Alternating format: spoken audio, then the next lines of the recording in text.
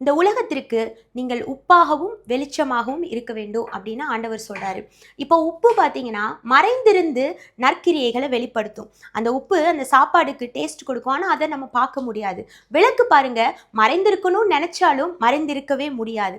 அதே மாதிரி தான் மறைந்திருக்க வேண்டிய இடத்துல மறைந்திருக்க ஆண்டவர் நம்மளை வைப்பார். விளக்காக ஜொலிக்க வேண்டிய இடத்துல நம்மளை ஜொலிக்க வைப்பார். ஆனால் இந்த உப்பு என்னைக்குமே இந்த சிக்கனுக்கு நான் தான் டேஸ்ட் கொடுத்தேன், இந்த சாம்பாருக்கு நான் தான் டேஸ்ட் கொடுத்தேன் அப்படின்னு சொல்லி தன்னை மார்த்தட்டி கொள்ளவும் முடியாது. இந்த விளக்கு பாரு, என்கிட்ட இருக்க ஒளிக்கு தான் இவங்க எல்லாரும் என்கிட்ட வர்றாங்க, என்னால தான் இவங்க பார்க்கிறாங்க அப்படின்னு இந்த விளக்கும் மார்த்தட்டி கொள்ள முடியாது.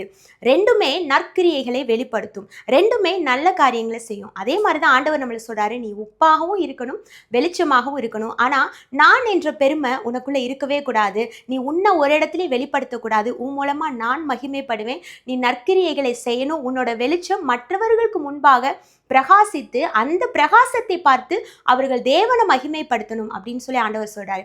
எல்லா புகழுக்கும் கனத்திற்கும் மகிமைக்கும் அவர் ஒருவர் தான் பாத்திரர். God bless you.